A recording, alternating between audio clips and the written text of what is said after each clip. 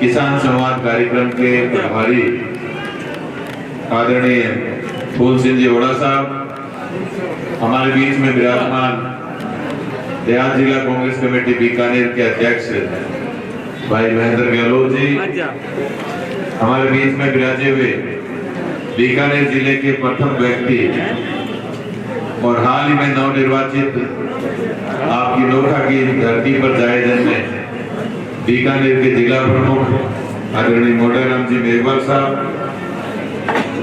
हमारे बीच में विराजे हुए नोखा नगर पालिका के चेयरमैन आदरणीय नारायण जी तोमर साहब, मैना देवी जी प्रधान पंचायत समिति पांचू, हमारे कोलायत के प्रधान साहब जवाहरलाल सेठिया जी, यहाँ हमारे बीच में विराजे हुए शहर कांग्रेस के अध्यक्ष बूढ़ाराम जी मेघवाल साहब, नोखा के देहात कांग्रेस के अध्यक्ष मेघ सिंह जी राठौड़ साहब, हमारे कोलायत पंचायत समिति के प्रधान प्रतिनिधि जवाहरलाल सेठिया जी, हमारे साथ आए हुए बीकानेर कृषि उपज मंडी के वाइस चेयरमैन आदरणीय गणपत राम जी सीगड़ साहब, हमारे पूर्व प्रधान भवनलाल जी गोलसिया जी, पांचू रेवंत राम जी सियाग साहब, चेयरमैन नूरपुर डेयरी बीकानेर, और यहाँ विराजे हुए मान और सम्मान के योग्य मंच पर विराजे हुए और सामने किसान संवाद कार्यक्रम में आए हुए सभी मेरे पिता तुल्य किसान बुजुर्गगण, नौजवान युवा साथियों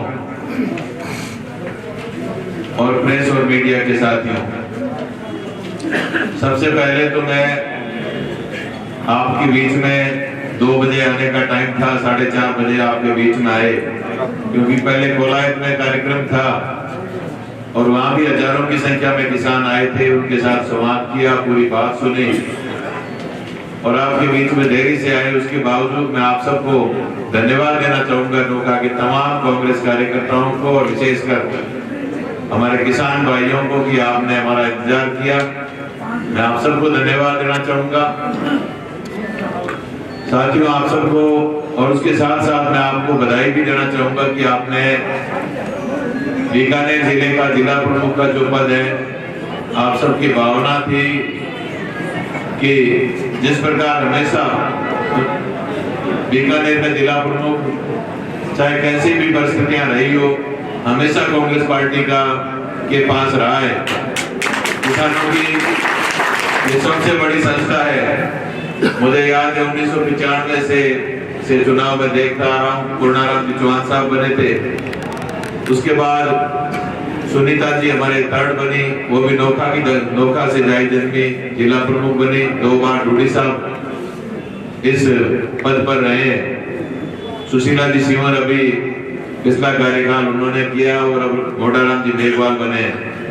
तो पिछले 25-30 सालों से लगातार यहाँ कैसी भी परिस्थितियां रही हो, लेकिन कांग्रेस पार्टी का जिला प्रमुख रहा है और उसमें रूडी साहब का बहुत बड़ा योगदान है। हमेशा जिला परिषद में रूडी साहब पूरी दिलचस्पी रखते हैं और कांग्रेस का जिला प्रमुख बनाने के लिए हमेशा उनका पूरा प्रयास रहता है कि बीकानेर जिले की जो किसानों की और ग्रामीणों की जो सबसे बड़ी संस्था है जिला परिषद, वहाँ किसान का बेटा और कांग्रेस पार्टी का कार्यकर्ता बैठना चाहिए। मैं मोटाराम जी को बहुत बहुत बधाई देना चाहूंगा। पांचू पंचायत समिति में प्रधान कांग्रेस पार्टी के मैना देवी जी बनी है, मैं इनको भी बधाई देना चाहूंगा। और उसके साथ साथ पंचायत समिति नोखा में भी आप लोगों ने मेहनत बहुत की, लेकिन थोड़ी बहुत कमी रह गई, उसकी वजह से हम अपना प्रधान नहीं बना सके, लेकिन बराबरी का सा जनादेश था। ओवरऑल चाहे जिला परिषद के वार्ड हो, चाहे पंचायत समिति के वार्ड हो, चाहे हमारे सरपंच साहिबान हो, निश्चित रूप से बीकानेर जिले में कांग्रेस पार्टी को यहाँ की जनता ने मैंडेट दिया है। मैं तमाम हमारे जीते हुए सरपंचों को, पंचायत समिति के सदस्यों को और जिला परिषद के सदस्यों को आपके बीच में चुनाव के बाद पहली बार आया हूँ, तो आप सबको बधाई देना चाहूंगा। और मैं आपसे यही निवेदन करना चाहूंगा कि जो किसान विरोधी 3 कानून केंद्र की भारतीय जनता पार्टी की सरकार ने बनाए हैं, ये तीनों ही ऐसे कानून है जो किसानी को और खेती को खत्म करने वाले कानून है। आजादी से पहले, आज से सैकड़ों वर्ष पहले ब्रिटिश एक कंपनी आई थी और वो व्यापार करने के लिए आए थे, फिर हमारे देश को गुलाम बना लिया था। मोदी जी और अमित शाह एक पूरे षड्यंत्र के तहत, एक सोची समझी रणनीति के तहत उनके अपने कुछ कॉर्पोरेट घराने हैं उनके, अंबानी, अडानी, जो जिनको फायदा देने के लिए कोरोना की इन परिस्थितियों में जहां दूसरी सरकारें कोरोना से लड़ रही थी, राज्य की केंद्र की सरकारें, लेकिन ऐसी क्या जल्दी थी कि ना तो जनपद जाना गया, न हमारे देश की जो अलग अलग विधानसभाएं हैं उसमें इन तीनों बिलों को रखा गया, ना उस पर कोई चर्चा की गई, ना लोकसभा में कोई विशेष चर्चा की गई। तीनों ही बिल रखे, 1 दिन का 2 दिन का सत्र बुलाया और तीनों ही किसान विरोधी बिलों को रखा गया और उन बिलों को आनंद फानंद में पास कर लिया। बीजेपी के अलावा सारे राजनीतिक पार्टी के सांसद, चाहे लोकसभा के सांसद है, चाहे विधानसभा के सांसद है, भारतीय जनता पार्टी के अलावा सभी राजनीतिक दलों ने इन तीनों ही काले कानूनों का विरोध किया। लेकिन लोकसभा में कोई भी कानून पास होता है तो बहुमत के आधार पर पास होता है और देश की जनता ने, देश के किसानों ने भारतीय जनता पार्टी को केंद्र में दूसरी बार जनादेश दिया, उनको बहुमत दिया। बहुमत के आधार पर ये तीनों बिल पास हो गए। आप सबको पता है कि इनका सबसे बड़ा सहयोगी दल है अकाली दल। उनकी मोदी जी की कैबिनेट में उनकी जो मंत्री थी वो सबसे पहले इस्तीफा देकर के गई। हमारे राहुल गांधी जी कांग्रेस के नेता हैं, उन्होंने इस बिल के खिलाफ भारत की जो पार्लियामेंट है उसमें जबरदस्त विरोध किया। दूसरे दलों ने भी विरोध किया, लेकिन इन्होंने किसी की नहीं सुनी और तानाशाहीपूर्ण रवैया अपनाते हुए तीनों बिलों को पास कर दिया। इन तीनों बिलों के बारे में, तीनों ही कानूनों के बारे में आपके सामने फूल सिंह जी ओड़ा ने, नारायण जी ने और मेरे से पूर्व के तमाम वक्ताओं ने सारी बातें बताई, महेंद्र जी ने, कि इसमें जो हमारी मंडियों की जो व्यवस्था है, किसान अपने खेत से फसल निकाल करके मंडी में लेकर के जाता है और उसके बाद वो मंडी में आड़ती के पास अपनी फसल रख देता है। वहां उस फसल की, चाहे मूंगफली है, चाहे चना है, चाहे कोई भी फसल है, उस फसल की बोली लगाई जाती है। मंडी के व्यापारी आते हैं, किसान को अपने फसल का भाव मिलता है तो वो किसान अपनी फसल को बेचता है। और एक आड़ती का और एक किसान का जो संबंध है, एक परिवार के जैसा संबंध है। किसान को किसी भी समय कोई पैसे की आवश्यकता हो, बीज खरीदने हो, स्प्रे खरीदना हो, डीजल लेना हो या और भी कोई जरूरत हो तो आड़ती से पैसे लेकर के अपनी जरूरतों को पूरा करता है। एक मंडी में व्यापारी है, चाहे कर्मचारी, हमारे वहां काम करने वाले मजदूर है, चाहे किसान भाई है, हम सबका एक पारिवारिक जुड़ाव रहता है। लेकिन अभी जो नया कानून आया है, इसमें मंडियों की व्यवस्था पूरी तरह से चौपट हो जाएगी। इन्होंने मंडी के अंदर किसान अपना माल बेचे, मंडी के बाहर बेचे, दोनों तरह से छूट दे दी है। और उसके साथ साथ जो स्टॉक की जो सीमा होती है, कोई भी व्यापारी, कोई भी जो होता है वो स्टॉक एक निश्चित सीमा तक कर सकता है। 1000 बोरी, 2000 बोरी, 5000 बोरी खरीद सकता है। ये स्टॉक की सीमा जो नया कानून ये लेकर के आए मोदी जी, इसमें स्टॉक की सीमा को हटा दिया गया है। अब कोई भी व्यापारी चाहे पूरे देश का अनाज खरीद ले, पूरे देश का गेहूं खरीद ले, चना खरीद ले, मूंगफली खरीद ले और उसका स्टॉक कर ले, तो मुंह मांगे दामों पर मंडियों की व्यवस्था खत्म होगी तो ये व्यापारी, बड़े बड़े व्यापारी खरीदेंगे। पैसा इनके पास ही है और तो नोटबंदी में सारा पैसा चला गया छोटे छोटे व्यापारियों का। तो पैसा बचा है तो अंबानी जी के पास बचा है, अडानी के पास बचा है। ये ऐसे 2-4 और लोग हैं जो मोदी जी और अमित शाह जी के बहुत करीबी है। मैं कहना चाहूंगा कि इन्होंने 4 साल पहले तैयारी कर ली। ये पंजाब में, हरियाणा में इन्होंने जमीनें खरीद ली बड़ी बड़ी, और 20-20, 50-50 किलोमीटर में इन्होंने अपने वेयर हाउस बना लिए, और पूरा का पूरा खाद्यान्न, पूरी किसान की फसल को उन गोदामों में वो स्टोर कर लेंगे। इतने बड़े बड़े उन्होंने गोदाम बनाए। उनकी पूरी एक षड्यंत्र के तहत उन्होंने अपनी एक योजना बनाई है।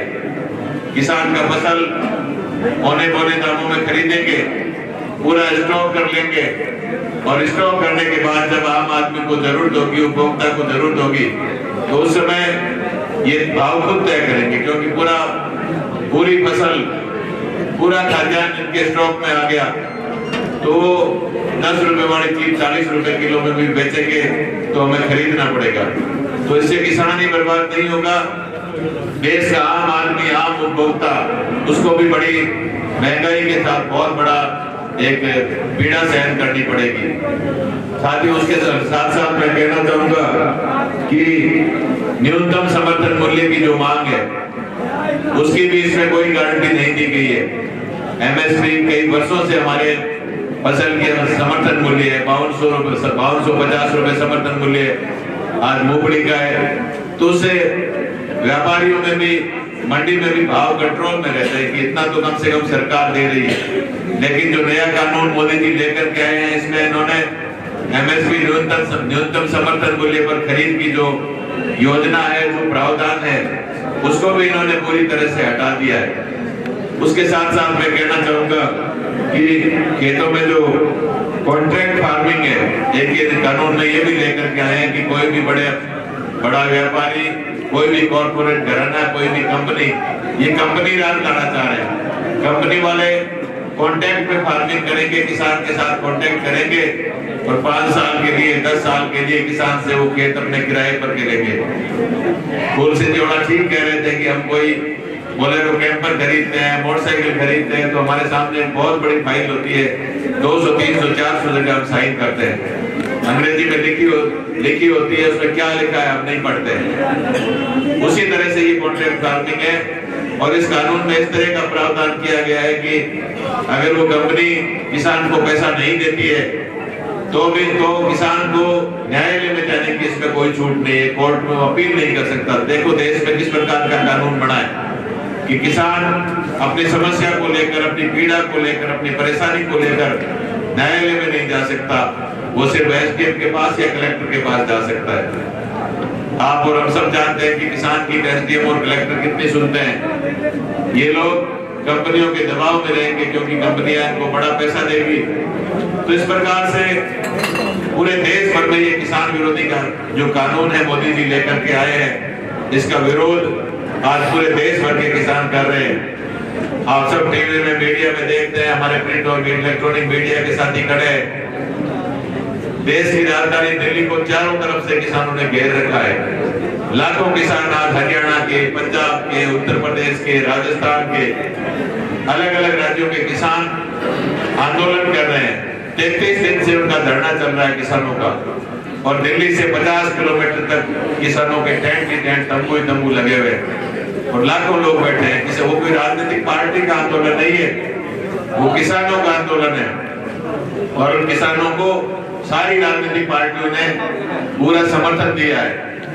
बीजेपी की सरकार, बीजेपी के प्रधानमंत्री जी किसानों की आमदनी दुगनी करने की बात कह रहे थे कि हम किसान की आय दुगनी करेंगे, किसान के खाते में 15 लाख रुपए डालेंगे, 2 करोड़ रुपए सालाना नौकरियां देंगे।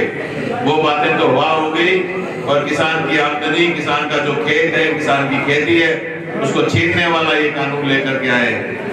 आज आप देखिए राजस्थान के लोग भी उस आंदोलन में शामिल है, लेकिन हरियाणा और पंजाब में एक तरह से इतना उग्र आंदोलन हो गया है कि लोग आर पार की लड़ाई के मानस बना करके वहां दिल्ली पहुंचे हुए हैं। यदि आने वाले समय में प्रधानमंत्री जी इन तीनों ही काले कानूनों को वापस नहीं लेंगे, तो किसान जिस प्रकार से आंदोलन कर रहे हैं, हमारे नेता राहुल गांधी जी, सोनिया गांधी जी और पूरी कांग्रेस पार्टी ने इस किसान आंदोलन को समर्थन दिया है।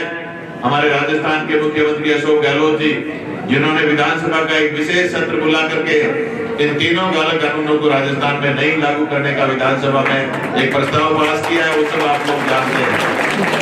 सभी किसान भाइयों से, सभी कार्यकर्ताओं से मेरा निवेदन है कि हम सब किसान के परिवार में चाहे जन्मे हैं और प्रत्यक्ष या अप्रत्यक्ष रूप से चाहे कोई किसान नहीं भी है तो भी वो किसान से जुड़ा हुआ है, क्योंकि किसान अन्नदाता होता है। किसान के द्वारा किसान के खून और पसीने से उपजाई हुई धान, उसका फसल जो भी होता है, उससे हम सब लोगों का घर चलता है। तो मैं आप लोगों के बीच में यही निवेदन करने के लिए हाजिर हुआ हूँ कि कांग्रेस पार्टी इस आंदोलन में पूरी तरह से किसानों के साथ है।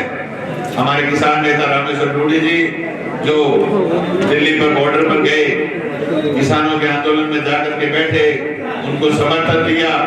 आज वो हमारे बीच आने वाले थे, लेकिन किसी आवश्यक कार्य होने की वजह से आज वो शायद दिल्ली पधारे हैं, हमारे बीच में नहीं आए। लेकिन अशोक गहलोत जी का, हमारे अध्यक्ष गोविंद डोटासरा जी का, राहुल गांधी जी का, सोनिया गांधी जी का, हमारे नेता रामेश्वर डूडी जी का और हम सब लोगों का यही आह्वान है। मैं यही निवेदन करने के लिए आपके बीच में आया हूँ कि हमें किसानों के आंदोलन में यदि हमें दिल्ली जाना पड़े तो हम जाएंगे। हमें यहाँ धोखा में आंदोलन करना पड़ा, यहाँ धरना प्रदर्शन करना पड़ा, बीकानेर जिला मुख्यालय पर करना पड़ा, जयपुर जाना पड़े, हम सब लोगों को तैयार रहना है। और जब तक भारतीय जनता पार्टी की, मोदी जी की सरकार किसान विरोधी तीनों ही बिलों को वापस नहीं लेती है, तीनों ही कानूनों को वापस नहीं लेती है, तब तक देश का किसान और कांग्रेस पार्टी का एक एक कार्यकर्ता इन तीनों बिलों के खिलाफ में केंद्र की सरकार के खिलाफ लड़ेगा और केंद्र की सरकार को मजबूर करेंगे कि ये तीनों कानून जल्दी से जल्दी वापस लो, किसानों से वार्ता करो।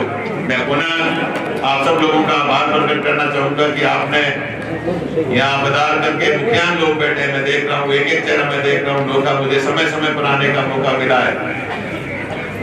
तो आप सब लोग प्रमुख लोग हैं पूरे इलाके के, मैं तमाम जनप्रतिनिधियों से भी कहना चाहूंगा कि आप गांव में लोगों को बताइए कि किस प्रकार का ये कानून लेकर के आए। एक तरह से ऐसा काला कानून है जो हम सबको लोगों को खत्म करने वाला है। तो इसका इन कानूनों को जब तक वापस नहीं लिया जाता है तब तक हमें लड़ाई लड़नी है। मैं वासुदेव जी का धन्यवाद ज्ञापित करना चाहूंगा कि आपने इस किसान आंदोलन को समर्थन दिया और जो मुहिम कांग्रेस पार्टी ने चलाई है किसानों के समर्थन में, उस मुहिम में आप जुड़े हैं। मेरा आप सभी से यही आह्वान है कि हमें ये लड़ाई जारी रखनी है और किसानों को न्याय दिलाना है। आप सब लोगों का बहुत बहुत आभार। जय हिंद, राम राम सर।